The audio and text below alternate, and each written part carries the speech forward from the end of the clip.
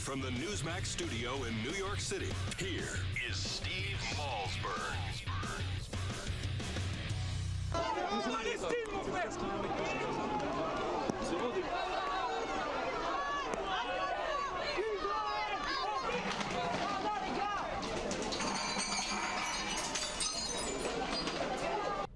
All right, folks, that's just a little sampling, a little inkling, a little taste of what's going on in Europe. You got France and Paris and Germany, and Stephen Hawking, for crying out loud, is out against Israel. Rihanna tweets out, long live Palestine, or hashtag save Palestine, or something like that, and then erases it after she felt the heat. Joining us now to talk about what the heck is going on around the world is Tom Rogan, columnist for the UK Telegraph and National Review. Hey, Tom, welcome back. I mean, you would think that Israel, the only democracy in the region, wasn't under attack by a devout, well-known, widely accepted terrorist group. It seems like the world is supporting this terrorist group. Well, you would think, and think is the operative word here, because when it comes to Europe, when it comes to many capitals around the world, thinking is not something that defines the dialogue over Israel. Growing up in Europe, I would frequently see, the protests that would spark this casual sympathy for Hamas, this fashionable Che Guevara-esque belief that Hamas is a liberation force, that Israel is deliberately trying to massacre young Palestinian children, when of course the opposite is true. And, it's frustrating to see that lack of understanding, but ultimately that's what it is. It's ignorance, and it's a pretty perverse sympathy for what is a grotesque organization. Well, in the case, I don't know, Rihanna, and I got to tell you, what's the name of the Knicks player? Amari Stoudemire. I don't know if you're familiar with him. He alleges that he's part Jewish. His mother reportedly was Jewish. He goes to Israel a lot, and I think his Twitter handle is Israel Amari or something like that. Anyway, long story short, he tweeted out in support of Palestine, and then I don't know if he even took it down or not. I think some people are just ignorant and they don't get it and they don't know, but I think there are a lot of people, and I'm not including Stoudemire or Rihanna because I don't know them, but there are a lot of people who are just Jew haters, and I think this is their excuse. Right, and I think that does come into it, and I think it's actually about time that we started calling that for what it is, because Hamas is a particularly anti-Semitic organization, even for Sunni Islamist groups. Hamas, the Hamas Charter, references the Protocols of the Elders of Zion. I mean, it's loopy in terms of its anti-Semitism, and it's completely clear. They're proud of it.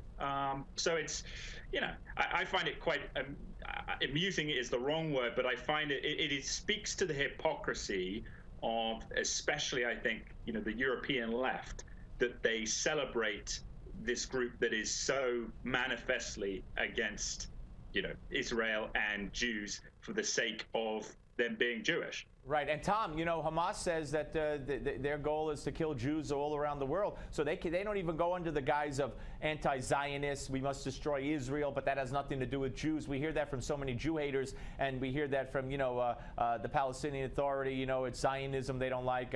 But they're saying their goal is to kill Jews wherever they are. And yet, how could you blame protesters in the streets of Western Europe when we have a president who is still sending money to a government that includes Hamas?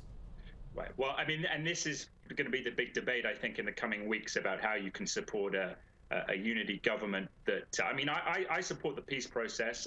I've got some heat from conservatives over that, but I would be the first to admit now that there is no point. You cannot support a government that is waging war, not simply against the state of Israel, but in a very deliberate sense, trying to kill as many Israeli civilians, allies of the United States, as they can. That is untenable from a U.S. government point of view. Again, it's typical that the administration hasn't got in front of this. They just prefer to hide about it. But, we're going to have that debate now in Congress about going forwards how the United States interacts with the Palestinian Authority. Yeah, you would think so. You would think we would have had that debate the second the rockets started flying, or even better, the second they signed that unity government deal. But not our State Department, not our White House. Anyway, let's move on. You've written extensively and trying to educate the world as to who the new quote-unquote Osama bin Laden is, who Abu Bakr al-Baghdadi is, the head of ISIS. Why don't you talk about him and talk to me about this? I kind of hate when the mainstream media says they're so violent that they were thrown out of Al-Qaeda, as if Al-Qaeda doesn't chop heads and blow people up. I don't buy that. But talk about Abu Bakr al-Baghdadi. Yeah, well, al-Baghdadi essentially is a product of Al-Qaeda in Iraq, the organization that was basically smashed by the United States Special Operations Community with British Special Forces in the later years of the war in Iraq.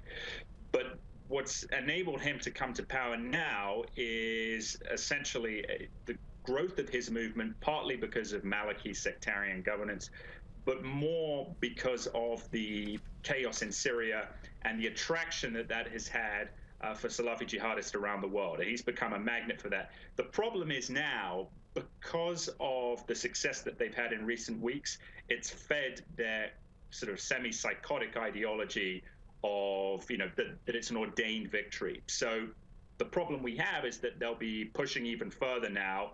And from my perspective, the really big issue, which is why it's such a problem for the United States, is that there are a lot of European passport holders in ISIS who, because of Snowden, have learned to stay off the radar. So they'll be going back home, probably trying to get on flights to the United States and cause havoc. And, if people stay off the internet, it becomes very, very difficult for intelligence officers to get them on the radar. And it becomes very much easier if you have a European passport to gain access to the United States.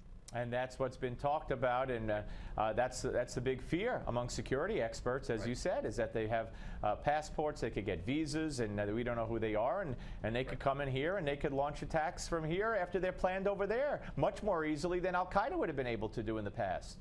Exactly. And I would just say, Steve, one of the interesting things about this, one of the most important things, is that ISIS shows the myth that this idea that if the United States just got out of the Middle East, that we wouldn't have a threat. ISIS is the greatest threat I think we have faced because of that European passport issue since September 11. And we were not in Syria, we were out of Iraq, but because Salafi jihadism is such a global agenda, a death cult that seeks to dominate the world, they won't stop. The intransigent top tiers will not stop until they're either dead or in prison. Tom, great to talk to you again, sir. Thank you very, very much. Well. Always appreciate it. All right, folks, and we will be back with more of the Steve Malzberg Show. When we come back, it'll just be you and me for a while, so don't miss it.